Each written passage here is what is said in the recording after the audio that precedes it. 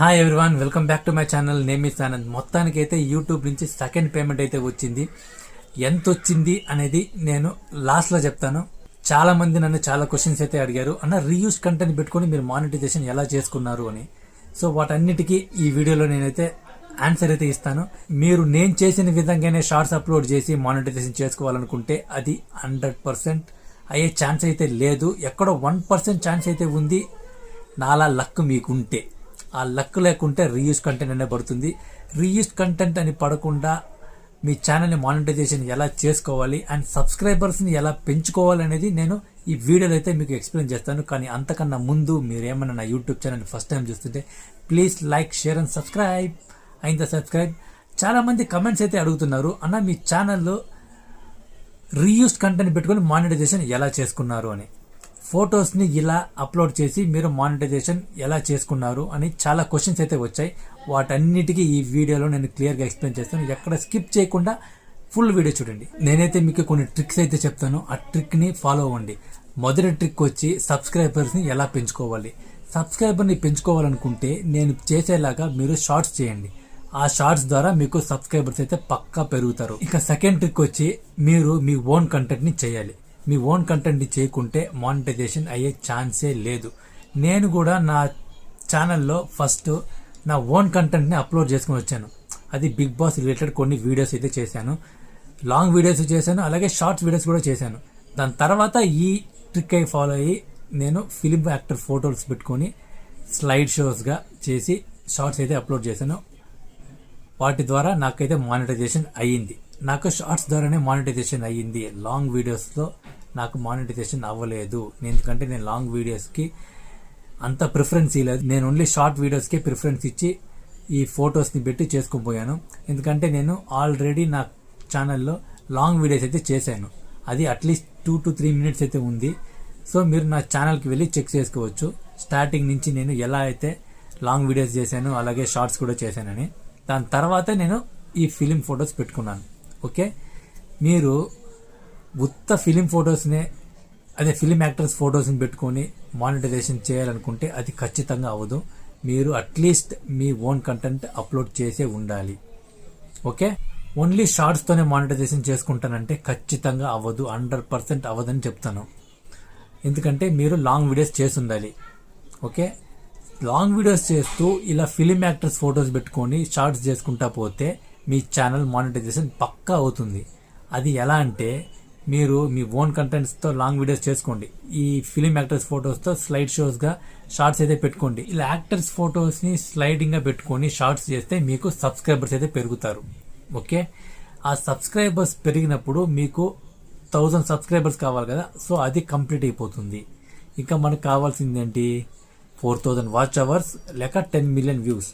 10 million views మనకైతే monetisation అవ్వదు. ఎందుకంటే అది రీయూస్ కంటెంట్గా పడుతుంది. మీ ఓన్ కంటెంట్ ఉంటుంది కదా లాంగ్ వీడియోస్, వాటిని మీరు ఏం చేయాలంటే మీరు అప్లోడ్ చేసే ప్రతి షార్ట్కి, అదే ఫిలిం యాక్టర్స్ది పెట్టుకొని అప్లోడ్ చేస్తారు కదా షార్ట్స్, ఆ షార్ట్స్కి రిలేటెడ్ వీడియో అని ఒక ఆప్షన్ అయితే ఉంటుంది. మీకు నేను స్క్రీన్ షాట్ పెట్టి చూపిస్తాను, చూడండి. చూస్తున్నారు కదా, ఇక్కడ రిలేటెడ్ వీడియో అని ఒక ఆప్షన్ అయితే ఉంది. మీరు షార్ట్ వీడియోస్ని అప్లోడ్ చేసేటప్పుడు ఆ ఆప్షన్ అనేది ఉంటుంది కదా, దాన్ని క్లిక్ చేస్తే మీరు యూట్యూబ్లో అప్లోడ్ చేసిన వీడియోస్ని చూపిస్తుంది. షార్ట్స్ చూపిస్తుంది, అలాగే లాంగ్ వీడియోస్ కూడా చూపిస్తుంది. మీరు ఆ రిలేటెడ్ వీడియోని క్లిక్ చేసినప్పుడు మీ లాంగ్ వీడియోస్ని ప్రమోట్ చేసుకోండి. మీరు అక్కడ ట్యాగ్ చేస్తే మీ షార్ట్స్ వైరల్ అవుతుంది కదా, అక్కడ మీ లాంగ్ వీడియో కూడా సజెషన్కనే వెళ్తుంది. మీకు ఇంకొక స్క్రీన్ షాట్ కూడా చూపిస్తాను, చూడండి. నేను షార్ట్స్ పెట్టి రిలేటెడ్ వీడియోగా నా లాంగ్ వీడియోస్ ట్యాగ్ చేశాను. సో వాటికి వచ్చిన వ్యూస్ షార్ట్స్ రిలేటెడ్ వ్యూసే ఎక్కువ ఉంటాయి. చూపిస్తాను చూడండి, ఇక్కడ చూడండి.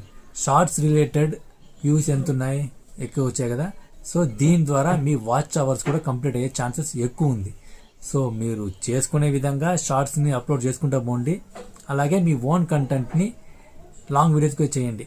కుకింగ్ అయినా పర్లేదు, వ్లాగ్ అయినా పర్లేదు, ఏదైనా టాపిక్ రిలేటెడ్ వీడియోస్ అయినా తీసుకోండి.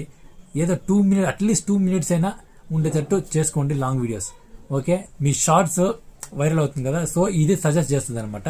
సో మీ ఆడియన్స్, మీ షార్ట్స్ చూసే ఆడియన్స్కి సో ఈ వీడియో కూడా సజెస్ట్ అవుతుంది. వాళ్ళు ఈ వీడియోని కూడా చూస్తారు.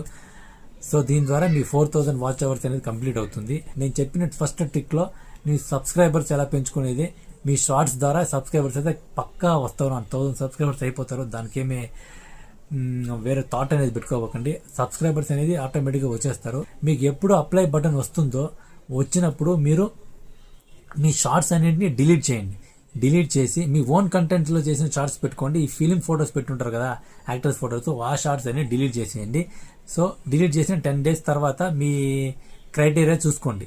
ఆ వాచ్ టైం అనేది ఉంటుంది కదా, 4000 hours కంప్లీట్ అయి ఉంటుంది. సో దాని ద్వారా మీ అప్లై చేస్తే మీ మానిటైజేషన్ అవుతుంది. మీరు నాలాగే ఈ ఫొటోస్ పెట్టుకుని మానిటైజేషన్ చేసుకుంటానంటే అది మీ లక్ పైన డిపెండ్ అయి ఉంటుంది.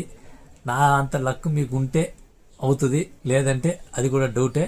సో మీరు 4000 hours ప్రిఫరెన్స్ ఇచ్చి మీ లాంగ్ వీడియోస్ని చేసుకుని ఆ షార్ట్స్కి ట్యాగ్ చేసుకుంటా పోండి. ఓకే, కాదు నేను ఉత్త ఫొటోస్ పెట్టి చేసుకుంటానంటే అది మీ ఇష్టం, అది రీయూజ్ కంటెంట్ పక్కా పడుతుంది. ఇంకా పేమెంట్ విషయానికి వస్తే నా ఫస్ట్ పేమెంట్ అయితే నాకు $124 అయితే వచ్చింది. నేను మీ స్క్రీన్ షాట్ పెట్టి చూపిస్తాను చూడండి. $124తో నాకు $2 ట్యాక్స్ కింద కట్టి $122 అయితే నా అకౌంట్లోకి పడింది. అది లాస్ట్ మంత్ 28th పడింది. అది కొంచెం బ్యాంక్ ఫస్ట్ పేమెంట్ కాబట్టి బ్యాంక్కి కొంచెం చాలా తిరగాల్సి వచ్చింది. సో ఫస్ట్ పేమెంట్ అయితే వచ్చింది. ఫస్ట్ పేమెంట్కి $122 అయితే వచ్చింది. సెకండ్ పేమెంట్కి నాకు 2 months అయితే టైం పట్టింది. ఎందుకంటే నాకు $100 అయ్యేకి ఆల్మోస్ట్ ఒక $90 కూడా బ్రేక్ పడింది. సో అది క్యారీ ఫార్వర్డ్ అయ్యి నెక్స్ట్ మంత్కి పడింది. సో నాకు ఈ మంత్ అయితే పేమెంట్ వచ్చింది. అది $174 అయితే వచ్చింది. దాంట్లో $2 ట్యాక్స్ పోయి $172 అయితే నా అకౌంట్లోకి పడింది. నా అకౌంట్లోకి $172 అంటే మీరు ఇండియన్ కరెన్సీకి లెక్కేసుకొని చూసుకోండి ఎంత వస్తుందో మీకు తెలుస్తుంది. సో ఇప్పుడు నాకు థర్డ్ పేమెంట్ కూడా కావాల్సిన రిక్వైర్మెంట్ అయితే ఆల్రెడీ కంప్లీట్ అయిపోయింది. సో నెక్స్ట్ మంత్ 21st నుంచి 26th లోగా నా అకౌంట్లోకి పడుతుంది. అది ఎంత వస్తుంది అనేది నేను మీతో షేర్ చేసుకుంటాను. సో ప్లీజ్ మీ సపోర్ట్ నాకు ఇలాగే ఉండాలని నేను కోరుకుంటున్నా. అండ్ మరో వీడియోతో మీ ముందుకు వస్తాను. అంతవరకు సెలవు. థ్యాంక్స్. Bye bye.